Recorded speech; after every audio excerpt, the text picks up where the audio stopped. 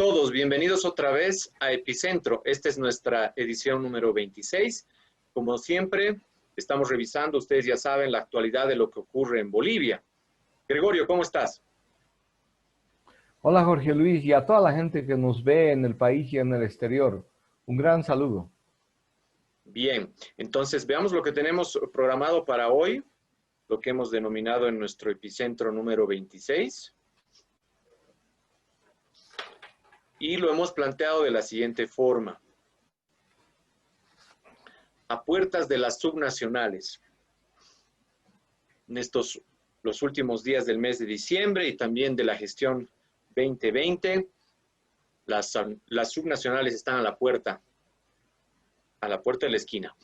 Pero esta semana también ha estado caracterizada por otros hechos importantes. El primero de ellos, el presidente Arce se ha dirigido a los egresados del Colegio Militar y ha pedido que cuiden la democracia de grupos oligárquicos, con una referencia explícita a lo que ha sido el gobierno de Áñez según la lectura del presidente Arce.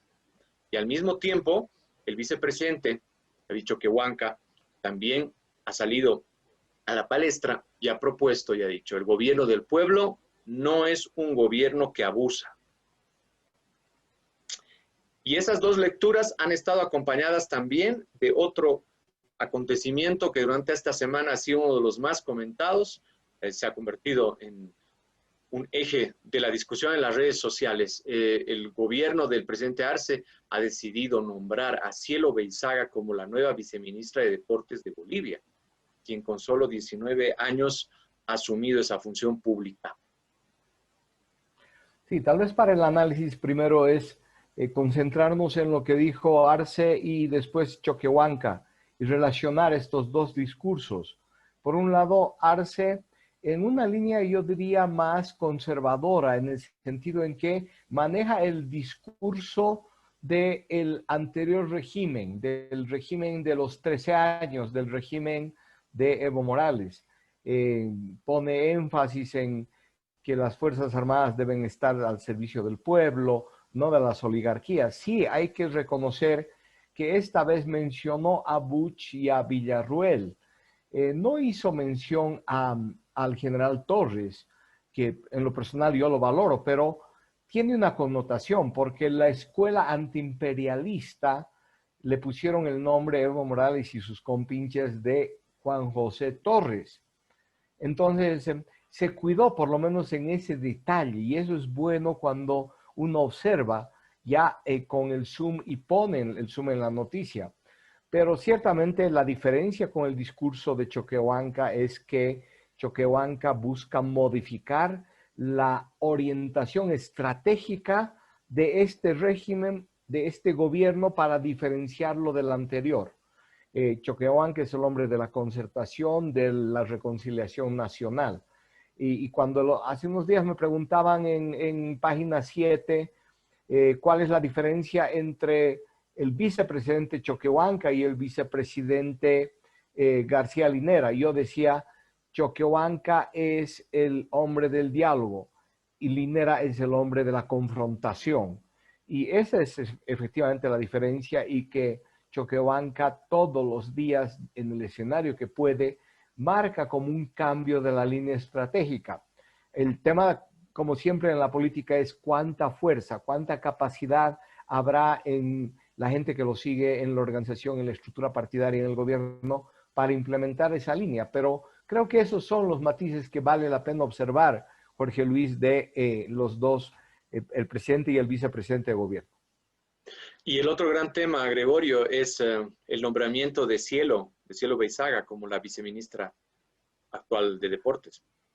Sí, y que hay que diferenciar dos aspectos con relación a ese tema. Uno es, Cielo es mujer y joven, y tiene derecho, por supuesto que tiene todo el derecho. Y en segundo lugar, como viceministro de Deportes, que han habido igual futbolistas amigos de Evo Morales que entraron sin saber casi nada o muy poco de la gestión pública y hicieron posiblemente muy poco. Entonces, ¿por qué no darle chance a una mujer con estas características? Pero viene la otra parte, que es el sesgo y que es una pena, que está vinculado al prejuicio, pero que tiene algunos elementos. Cielo es un atleta que ha salido de Chimoreo o Villa Tunari, pero del trópico de Cochabamba. Ya hace 2 años salen fotos con Evo Morales, y entonces esto trae a la imagen y a la memoria de mucha gente cómo ha manejado Evo Morales el poder que tenía, especialmente con las adolescentes y en algunos casos niñas. Y eso es lo que inmediatamente echa una sombra sobre este nombramiento de Cielo. Por otro lado, Gregorio, la normativa en la Constitución plantea que el nombramiento de cualquier ministro de Estado, debería ser más allá de los 25 años. Es decir, no puede ser alguien menor a los 25 años. Pero claro, la normativa de la Constitución tampoco dice nada sobre los viceministros. Sí, es un tema, yo diría, relativamente pequeño, porque no hay nada escrito sobre el punto. Pero tú me comentabas que hay un otro tema que es más complejo y echa aún más sombra sobre este tema. Sí, es que en realidad el nombramiento de Cielo parece ser una buena señal que ha intentado desarrollar el gobierno del presidente Arce. Buena señal ¿en qué sentido? En dar un espacio a los jóvenes para ocupar, ¿no?, un lugar como servidores públicos. Sin embargo, parece que no está muy bien orientado, porque con todas estas sombras alrededor del nombramiento, opacan aquella iniciativa. Sabemos a ciencia cierta que en el país un gran caldo de cultivo es precisamente la actual situación de la juventud en Bolivia, no solo por la crisis económica que están sobrellevando con relación al tema del COVID, sino porque la ausencia de espacios laborales se constituye en un caldo de cultivo de potencial conflicto para la juventud. Pero el otro gran eje de discusión también, Gregorio, es que Cielo Beizaga, según denuncias que se han conocido públicamente, formaría parte de una estructura familiar encaramada en el poder del gobierno del presidente Arce y que tiene una relación directa con el masismo, con el grupo que está ahora en el poder. ¿Cuál es la idea, Jorge Luis? No me queda muy claro. O sea, ¿qué? ¿La señora tiene, señorita, tiene parientes en otros cargos públicos? Sí, hay muchos de sus parientes de Cielo Beizaga que estarían ocupando distintos cargos como funcionarios, como servidores públicos en la actual estructura del presidente Arce. Si es así, efectivamente, echa más sombras al nombramiento de Cielo Beizaga como viceministra de Deportes, que estaría reproduciéndose todo lo que ha sucedido con la anterior enamorada, en todo caso, de Evo Morales, que tenía a toda la familia metida en cargos públicos. Ojalá no sea así. Lamentamos por Cielo y también por el gobierno, porque dar y seguir dando estas señales que va a imponerse no solo la visión clientelar y prebendal, sino peor aún, que el caudillo, el déspota, nombre, ¿no?, a la gente que la utiliza para sus fines personales, ya sea sexuales, ya sea de gente que le está a su servicio en temas de trabajo. Entonces, eso creo que oscurece mucho el escenario y bueno, esperemos que este se vaya disipando, porque en definitiva es una mujer y también ella tendrá que demostrar la capacidad que tiene. Sí, porque ese era el otro gran eje de discusión, su experiencia y su capacidad para ocupar este cargo, ¿no? Veremos cómo va hacia adelante su desempeño dentro de este viceministerio. Sin embargo, aquellos elementos que hemos comentado están también presentes. Pero esta semana también hemos observado varios otros aspectos que tenemos que compartir y están relacionados con las candidaturas. Las candidaturas porque el escenario de las próximas elecciones subnacionales ya se va consolidando en términos a personas que van a ir por las distintas opciones. Y algo está pasando en Santa Cruz, Gregorio. Óscar Ortiz y Vladimir Peña han renunciado a la estructura de demócratas. Y al Pero mismo tiempo, perdón. Sí, sigue, Adelante. por favor. No, Perdón. sigue, sigue, disculpa. Y al mismo tiempo, Rolly Aguilera es el candidato confirmado de Demócratas para ir por la alcaldía. Mientras que Fernando Camacho también ha confirmado su candidatura como gobernador, para ir como gobernador en Santa Cruz. No, y efectivamente, tenías que pasar esas tres imágenes porque hay una relación entre ellas. La propia renuncia de Ortiz y Vladimir Peña, que es un hecho secundario, yo diría, más allá del aprecio personal que le tengo a Vladimir Peña y con Ortiz en absoluto ninguna relación, creo que la renuncia de ellos dos, más allá de que sea por rechazar las formas antidemocráticas de escoger un camino y los candidatos, el tema fundamental es que en Santa Cruz se ha confirmado una alianza entre demócratas y creemos, es decir, entre el partido de Rubén Costas y el partido de Camacho.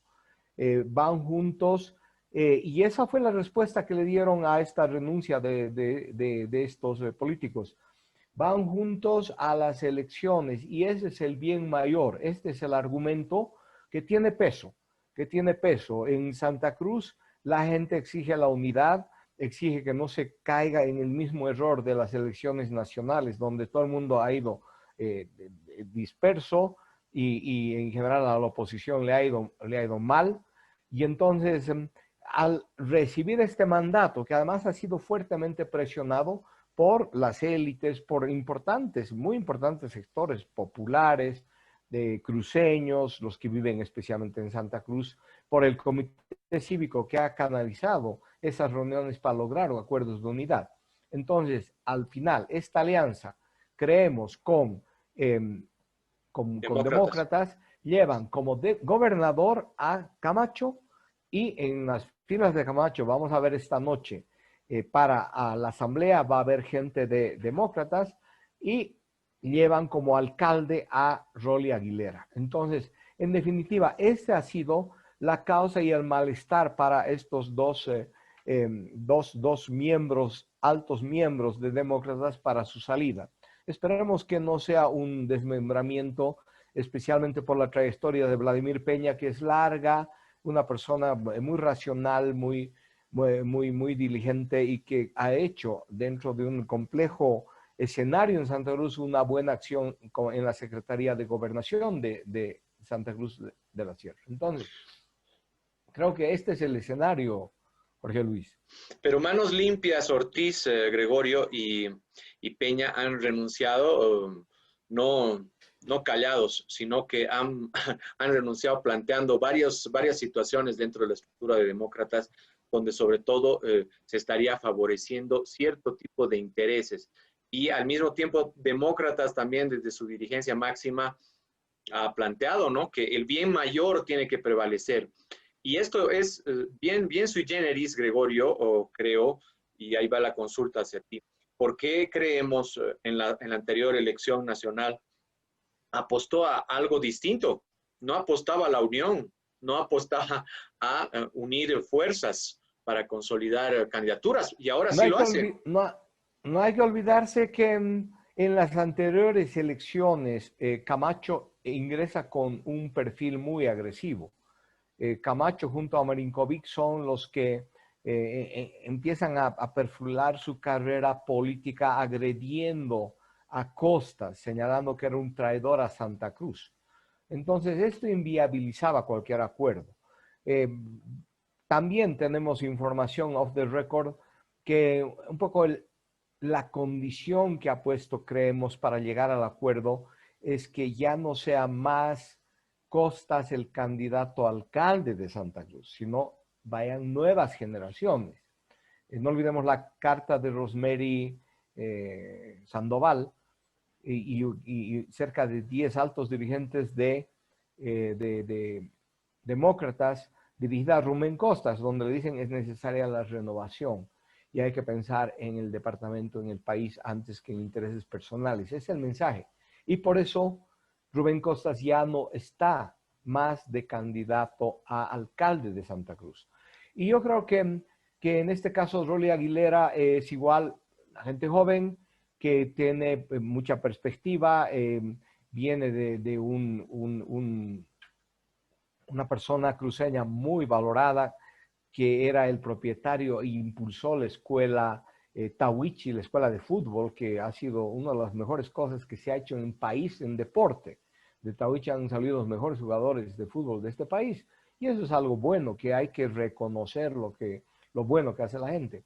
Entonces, creo que con esta alianza va a tener muchas posibilidades de disputar la silla edil a la candidata que parece más fuerte, que es la señora Angélica Sosa. Entonces, creo que ese va a ser el escenario. Ahí entra, la ponías en la foto, o creo que viene hacia adelante la candidata del MAS, que va a sacar lo de siempre, va a tener 2 concejales, no va a triunfar, pero viene la que era presidenta del Senado, Salvatierra. Bueno, y en ese contexto, Carlos Valverde, ha salido con una posición bien interesante, y yo no sé tú qué opinas, ya planteado, ha dicho, creemos necesita de la estructura de demócratas. Es lo que siempre he dicho. Yo siempre he dicho que el otro partido que existe en Bolivia, aún sea con una estructura regional, departamental, es demócratas. Y eso hay que ser transparentes. Y al César lo que es del César, eso en gran medida es obra de Vladimir Peña. Vladimir Peña ha construido ese partido. Y por eso creo que su salida ha sido demasiado apresurada. Le ha faltado paciencia. La política es dura, es compleja, hay que tragarse sapos. Y no es nomás salirse en las primeras como algunos candidatos están acostumbrados. Bien, y así como también hemos comentado eso, se confirma la candidatura de César Dogbailer en la ciudad de La Paz. Y en el caso de La Paz, todavía existe un escenario de duda respecto a la candidatura de César Dogbailer, sobre todo por el tema de su residencia. Tiene problemas César Dogbailer. Yo he estudiado con César Dogbailer en el doctorado en la UNSA, no hemos terminado de hacer la tesis, estudiamos en doctorado de gestión y política pública, y es una persona eficiente, lastimosamente está apadrinado por Evo Morales, pero más allá de eso, tiene un problema legal. Y es que la ley es para todos. Saliste 1 año y medio, ya sea por vacación, por trabajo, por lo que sea, que en realidad no era una persona realmente que estaba siendo buscada, pero más allá de eso hay este tipo de problemas. Veremos cómo se resuelve. Los propios precandidatos del MAS en La Paz están levantando ese argumento legal y entonces veremos qué es lo que pasa qué es lo que dice el Tribunal Supremo Electoral para dilucidar este problema. Si Claro. va César Dogbailer, va a ser un fuerte candidato, pero yo no creo que pueda ganar en la ciudad de La Paz. Y al mismo tiempo, claro, ha salido el mismo Dogbailer y parte de su equipo para confirmar que él no abandonó realmente la sede de gobierno, ¿no? En términos de residencia en el marco legal de lo que estipula para las candidaturas, sino que tomó vacaciones. Ese es el argumento que se maneja. Esa es la salvedad. Esa es sí, la salvedad y veremos. Mientras tanto, Iván Arias también aparece intentando acercamientos con otras fuerzas políticas para consolidar y fortificar su candidatura. En una cosa tiene razón Iván Arias, más allá de un partido la gente espera soluciones y creo que Iván Arias, el negro Arias se ha ido perfilando por su actitud para hacer cosas y más allá que algún momento podemos haber vertido críticas, la gente valora eso. La gente valora ver a una persona que se pone el overall y sale a trabajar, sale a las calles, sale a los municipios, que a veces con demasiada no violencia, un discurso muy duro. Me acuerdo euforia, soberbia, el discurso ese de Patacamaya a los campesinos, que eso me pareció fuera de lugar. Pero más allá de eso hay que valorar que Arias ha sido una persona que ha trabajado, que conoce el tema municipal y parece que la preferencia de la población en la ciudad de La Paz está empezando a concentrarse en Arias. Y tampoco es de extrañar, porque por un lado la desastrosa gestión de Revilla, ¿no? El hecho que además ya esté como corriente política más de 15 años administrando la gobernación, empieza a generar serias dudas, hay una serie de indicios de corrupción muy serios, ineficiencias, etcétera. Entonces, creo que en ese sentido, la población espera también nuevos candidatos con nuevas propuestas.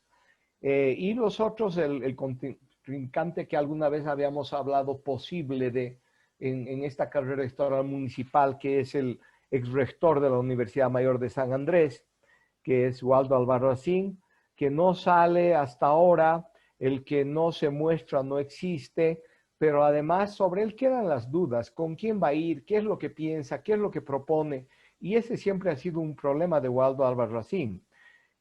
Alguna gente nos ha comentado que es probable que vaya con Comunidad Ciudadana. ¿Será que el voto de Comunidad Ciudadana pueda ser pasado a Albarracín si llevan como candidato? Yo tengo mis dudas. En realidad la gente en estas elecciones no va a votar por partidos, además que Comunidad Ciudadana no tiene estructura. No es un partido y sus candidatos, en realidad sus diputados, senadores, que creo que hay una buena cantidad de mujeres, de gente joven, y eso es lo valioso, están haciendo sus primeras armas. Entonces, no veo que ahí tenga una capacidad operativa, una estructura partidaria que pueda jalarlo a Waldo Albarracín. Bueno, pero Arias, la iniciativa de Arias para consolidar acuerdos se ha estrellado ya con Luis Revilla. Ya tuvieron un primer encontronazo, aunque no directo ni físico, ¿no? Pero sí verbal. Lo ha acusado Revilla a Arias de intentar ceder la administración de los Puma Cataris al transporte público, ¿no? Al sector del transporte público. Y por supuesto Arias ha salido a desmentir aquello. Lo cierto es que Arias ha tenido una reunión con gente del transporte, pero tendría que ser muy, muy tonto para llegar a un acuerdo de esa naturaleza. Entonces, efectivamente, parece ya parte de una guerra sucia, ¿no? Parte de la guerra sucia a la que Revilla se está viendo obligado porque no tiene candidato. Han elegido a un señor Blondel que no lo conozco personalmente, pero que nadie lo conoce. Entonces, es muy poco probable que pueda despegar en unas elecciones donde además falta muy poco. Y por eso tiene poca chance, más allá del aparato partidario, que además con la salida en el caso de Revilla, con serias denuncias de corrupción de Revilla, del caso del subalcalde de la zona sur, Óscar Sogleano, que a mí me parece una persona en general decente y que ha hecho mucho trabajo en toda la zona sur. Ha tenido problemas como todo alcalde en una zona conflictiva donde además en las laderas y colinda con Palca y Mecapaca. Entonces, pero creo que en general Óscar Sogleano y su equipo lo han hecho bien. Y ahora Óscar Sogleano ha llegado a un acuerdo con Arias. Entonces, eso fortalece la candidatura de Arias en todo caso. Y así como también ya se van perfilando esos nombres en el caso de Santa Cruz, en el caso de La Paz, algo está pasando en Oruro. En Oruro estamos viendo autoproclamaciones como la expareja, nada más y nada menos que del mismo Evo Morales, como precandidata. Y Ahora, adelante, Gregorio. decía, no, perdón, ahora el sobrino de Evo Morales creo que ha sido confirmado por Evo Morales como ya candidato a la gobernación de Oruro. ¿Eso me puedes confirmar? Eso es lo que te quería preguntar. No, ¿Ya está confirmado? todavía no está confirmado y esto forma parte del juego que existe en la actualidad. Hay autoproclamaciones como de la misma Eva Copa en el Alto, ¿no? Todavía no está confirmada su candidatura, pero aparecen estos nombres que suenan raros. O sea que Morales sigue en un torbellino al interior de su propio partido donde ya sus directivas no son las órdenes como en el pasado, que se cumplían sin chistar. Ahora la gente quiere también tomar sus propias decisiones. Y en medio de ese mar revuelto, pues ganancia de pescadores, sale la señora que debe tener muchos méritos. Ella ha sido dirigente de las mujeres campesinas, ex esposa de Evo Morales, es la madre de Balis, casada o concubinada con el viceministro Félix Cárdenas, que ha estado muchos años, Félix Cárdenas, en el gobierno. Y que Félix Cárdenas decía, si Evo me tolera es porque estoy pues casado con esta señora y al final yo le he criado a su hija. Entonces, ahí entran estos juegos por debajo, ¿no? Que afectan ciertamente a las personas, pero yo creo que todos tienen derecho. Y a mí la señora, pues, si tiene el respaldo de sus bases, creo que tiene una trayectoria interesante, pero veremos en este remolino quienes finalmente ganan en el caso de Oruro. Y en el Alto, a mí me da la impresión, y por ahí estoy equivocado, pero que Eva Copa tiene una fuerza grande. Hay una energía que la está empujando y que ella está reproduciendo esa energía. Cuando uno ve en el Face, la gente joven la está siguiendo, tiene un equipo de campaña bueno, está haciendo proclamaciones en diferentes lugares y a propósito, en el Alto hay una división. En el Alto, el otro día Evo Morales les ha dicho a los dos jefes, a uno que es Ramos y otro creo a Pasa, ustedes dos me van a escoger en 15 días quién va, pero les ha dicho a la oreja que vaya alguien que no sea Eva Copa, porque Evo Morales no la quiere a Eva Copa.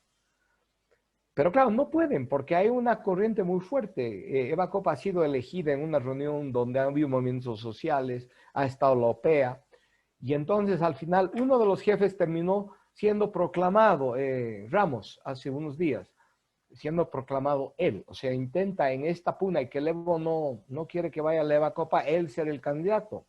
Se están generando problemas serios en el Alto.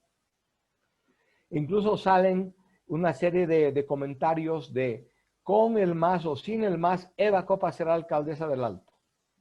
Y ojalá, será muy bueno la renovación. Bueno, y así el tema de las candidaturas se está convirtiendo, por lo menos esta semana más, seguramente vamos a escuchar muchos más nombres para la consolidación total, porque el plazo vence precisamente esta semana. Y esto se está convirtiendo prácticamente en un infierno, el nombramiento de las candidaturas. El otro gran tema de esta semana ha sido el rebrote del COVID-19 acá en Bolivia y casos que van subiendo, sobre todo en Santa Cruz, por ejemplo, en el caso de La Paz, lo propio, y en La Paz se ha decidido hacer un bloqueo epidemiológico por zonas, y la primera zona que se ha tomado en cuenta para aquello ha sido nada más y nada menos que Miraflores, y ahora se ha anunciado hacer lo mismo con la zona de Sopocachi, debido al incremento del número de casos. Sí, deseemos que vaya bien, que estos bloqueos tengan algún resultado. Cuando vinieron acá, ofrecieron, hablo en la primera jornada de cuarentena y presencia de las brigadas médicas, ofrecían ivermectina, ofrecían acitromicina y ibuprofeno. Y yo creo que esa es la receta válida. Yo debo confesar, Jorge Luis, que he escuchado que la ivermectina además actúa como vacuna, o por lo menos es preventivo. Y yo la tomo, o sea, yo debo ser sincero, yo la tomo cada 3 meses. 2 ivermectinas y al día siguiente una, y bueno, estoy ahí tranquilito enfrentando a ese virus perverso. Sí, bueno, y así como se han tomado estas medidas, parece que no necesariamente este bloqueo epidemiológico va a tener los resultados que se esperan, ¿no? Porque si bien la alcaldía, por un lado, está también con la misma intención de ayudar a que el número de casos no aumente, habrá que recordar que decisiones del mismo municipio han ayudado a flexibilizar ciertas acciones preventivas que se estaban tomando en el pasado, como por ejemplo el número de pasajeros en el transporte público, ¿no? Entre otros casos. Por lo pronto, lo que nosotros observamos es que en el caso de la ciudad, en la ciudad del Alto, hay mucha gente que se niega a utilizar barbijo. Se niega a utilizar barbijo. Y este tema del rebrote, esperemos que no siga con mayor número de casos y ascendiendo en términos de lo que puede ser una mayor complicación para nuestras ciudades, sobre todo acá en Bolivia. Y ahora ingresamos al sector, como siempre, característico de nuestro programa, que es la revisión de las caricaturas. Y esta semana tenemos que rescatar este arte de Javier Menchaca, ¿no? Ahí observamos que hay un personaje que parece ser el mismísimo David Choquehuanca, aplicándole un rodillazo en la parte baja al mismísimo Evo Morales. Mientras tanto, Evo Morales, víctima también del sillazo, que ha sido el otro tema de comentario que lo hemos hablado en el anterior programa, ¿no? Las reacciones frente al famoso dedazo, que todavía sigue vigente. Y también tenemos esta otra caricatura del mismo Javier Menchaca relacionada con el tema de la justicia. ¿Qué ha pasado con el tema de la justicia? Se anunciaba una cumbre de justicia, se anunciaban cambios en el sistema de justicia boliviano y parece que ahora todo va a quedar en cero. Mientras tanto, se insiste en plantear que no hubo fraude electoral según varios y muchas corrientes del MAS. Y aquí observamos, ¿no?, la justicia que estaría en manos de muchos involucrados, muchos sujetos con camiseta azul. Recordemos, por favor, que todavía estamos enfrentando al COVID-19. El uso del barbijo tiene que ser absolutamente necesario, pero además también acompañar del lavado de manos. Es la única forma de enfrentar a esta epidemia y, por supuesto, tratar de evitar en la mayor posibilidad de los casos el contacto físico con otras personas y, por supuesto, la cuestión de fondo, elevar nuestras defensas para enfrentar este virus. Eso ha sido todo por hoy. Muchas gracias por acompañarnos una vez más en nuestra edición 26 de Epicentro. Gracias, Gregorio. Estaremos en 7 días revisando la actualidad de lo que pasa en Bolivia. Gracias.